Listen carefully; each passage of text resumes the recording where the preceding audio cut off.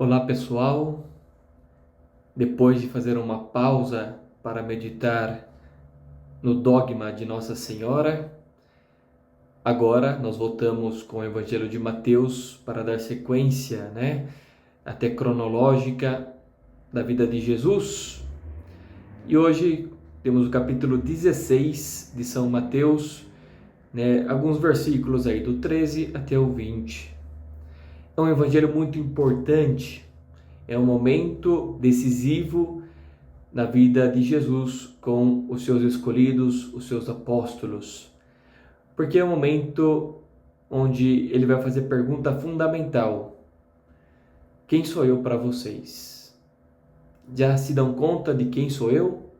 Jesus está buscando essa resposta dos seus apóstolos. Esse é o contexto. Ele se dirige com os seus apóstolos então até a região mais norte da Terra Santa, chamada, como nós vimos ali na leitura, Cesareia de Filipo. Existem duas Cesareias: Cesareia Marítima, que dá para o mar Mediterrâneo, e Cesareia de Filipo, que fica dentro do continente, no extremo norte. Filipo era um dos governantes, um dos filhos de Herodes Grande, Ele é irmão de Herodes, que governa a Galileia, esse Filipo. Então ele também é um governador, um judeu, mas que governa, um rei, tá bom? Filipo. Se vocês lerem, vai sair outros Filipes por aí, Um deles é apóstolo do Senhor, e depois vemos também nos Atos dos Apóstolos tem um diácono chamado Filipe, tá? Mas o Cesareia de Filipo se refere a um dos governadores, tá? Reis, tá? Ele ficava governando a região mais ao norte. Então Jesus está ali com seus apóstolos, e desde ali faz a pergunta fundamental: quem sou eu? E vamos ver a resposta, não dos 12, eles não conseguem responder, tentam responder primeiro o que as pessoas falam sobre Jesus, e quando Jesus dirige a pergunta já não para lá fora, mas para os apóstolos, então é Pedro, vendo que estava ali o momento do grilo grilando, no seu cri-cri, cri-cri, diante da pergunta, ele, iluminado pelo Espírito Santo, responde. Responde porque Deus o iluminou. Então vamos agora meditar sobre essa passagem com as 3 perguntas clássicas que normalmente nós fazemos, tá bom? Boa leitura e vamos tentar então entrar no mistério deste evangelho.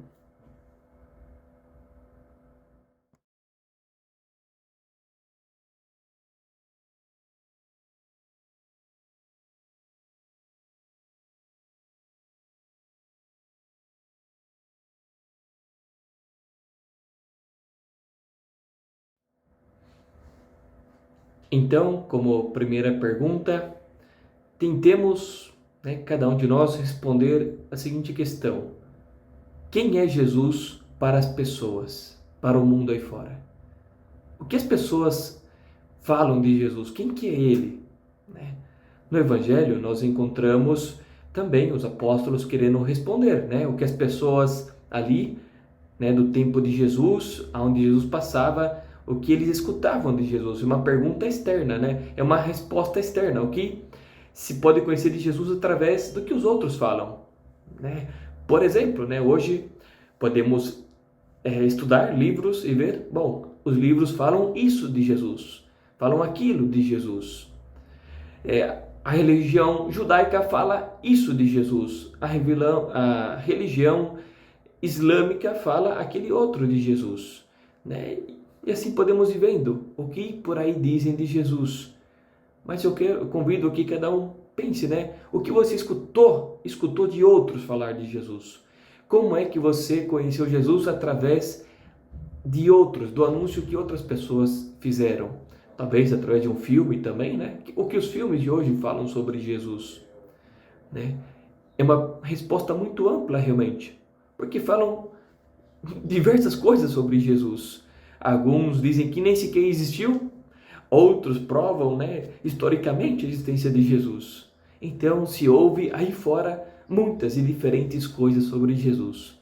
Mas eu convido que cada um pare e pense, na sua própria realidade. Como foi que me chegou essa pessoa, né, no meu ouvido Jesus?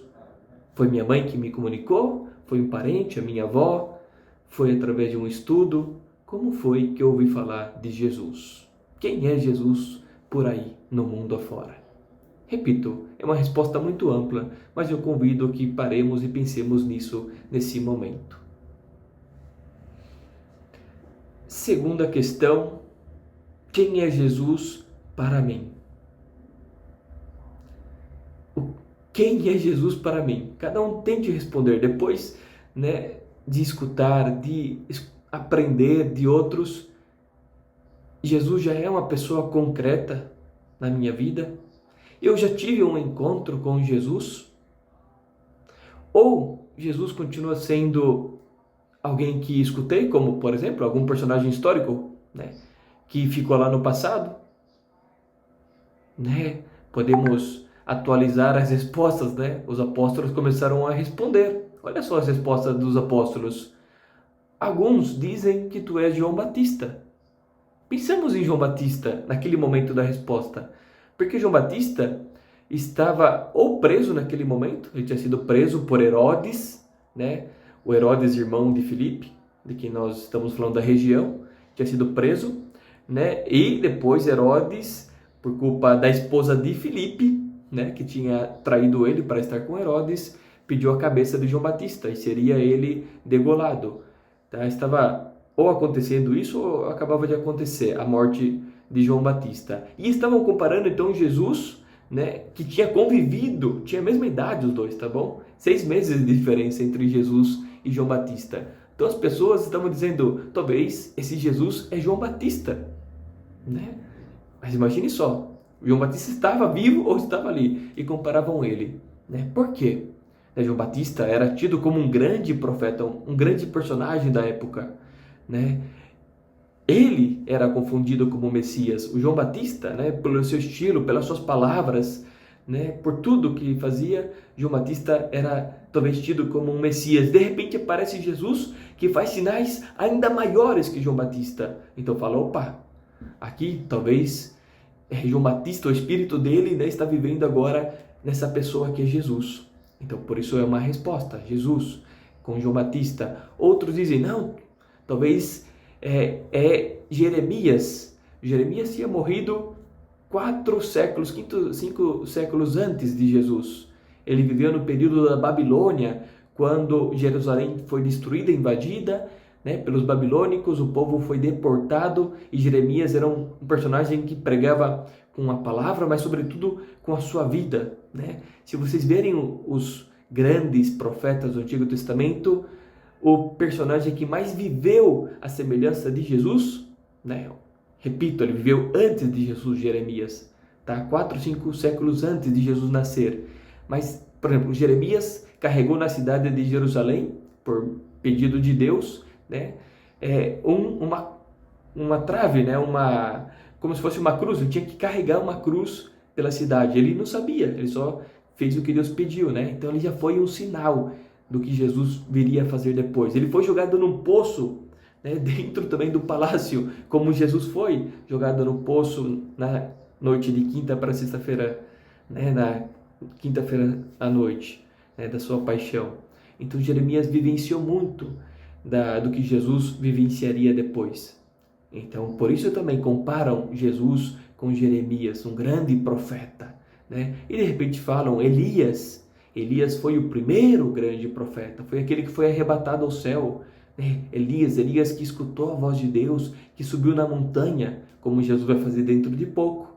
Tá? Se vocês lerem depois do capítulo final 16, 17, vão ver que vai ter a transfiguração de Jesus, tá? Onde Jesus vai também se encontrar com Elias. Elias é aquele personagem então que subia na montanha para encontrar-se com Deus. Jesus faz a mesma coisa.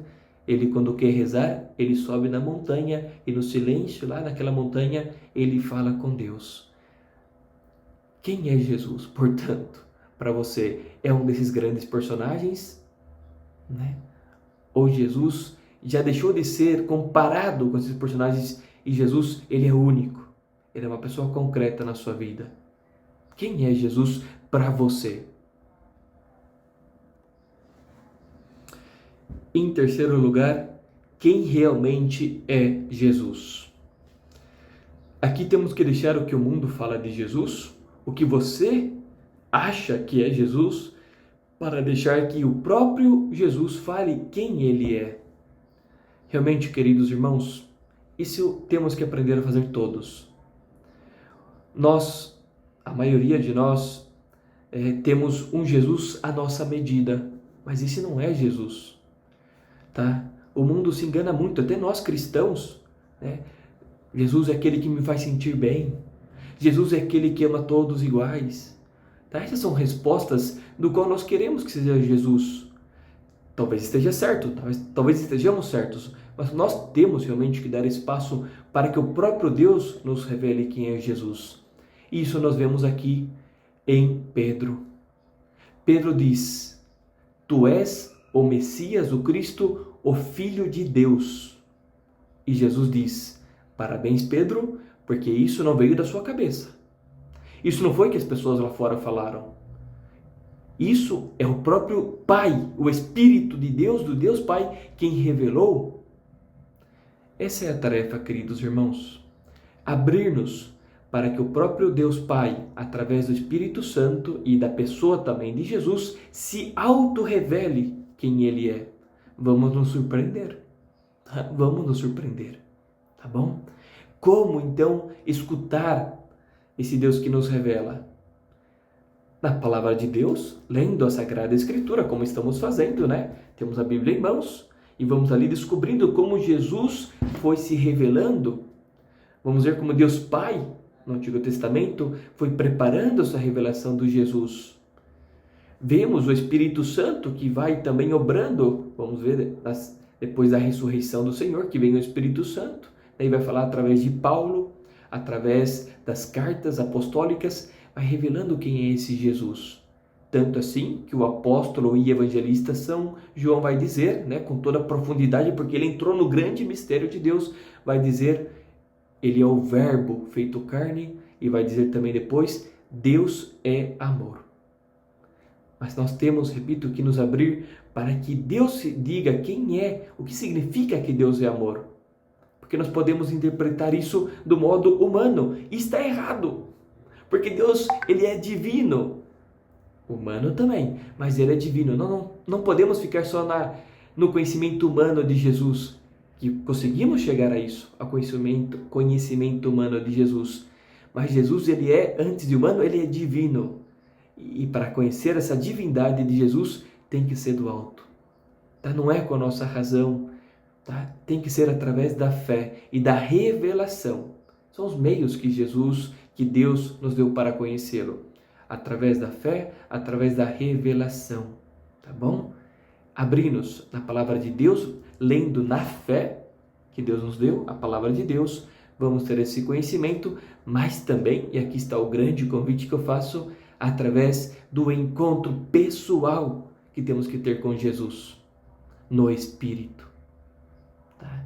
Um conhecimento pessoal no Espírito, como Jesus falou para a samaritana, lá no capítulo 4 de São João. Né? Ela questionou com Jesus, quando se apareceu aquele judeu ali no poço, e ela falou, opa, o que você está fazendo aqui? Nós não devemos nem conversar, somos povos inimigos. E Jesus, pouco a pouco, foi se revelando para ela, até revelar essa palavra.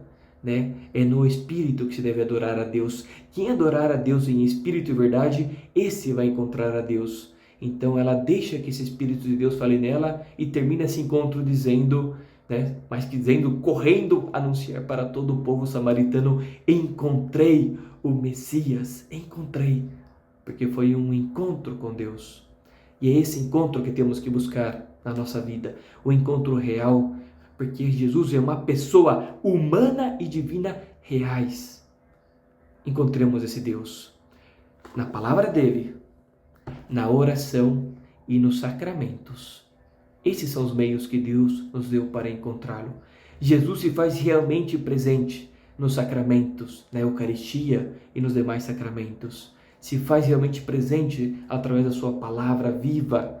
Se faz realmente presente quando a gente está unido em oração, no nosso silêncio, ele fala, ele se auto-revela na nossa vida.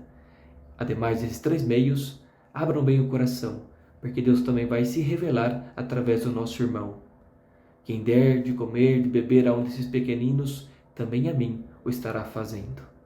Abramos, portanto, queridos irmãos, a nossa alma, para que Deus, ilumine o nosso achar de Jesus, o nosso achismo, eu acho que é Jesus, para que Ele realmente se mostre quem Ele é, com toda a sua beleza, exigência também, porque se é Deus, é muito maior que ser humano, é muito maior que a nossa razão, Ele tem muito que se revelar. Sabendo também, irmãos, que nunca vamos conhecê-lo totalmente nessa vida. E fica assim até um desejo, o gostinho do céu, porque como diz São Paulo, é lá que veremos face a face a Deus, não nessa vida. Nos é impossível ver Deus totalmente nessa vida. Precisamos nos abrir à eternidade para lá, e desejar então esse encontro com Ele lá, para lá conhecê-lo face a face. A Deus Pai, Filho e Espírito Santo.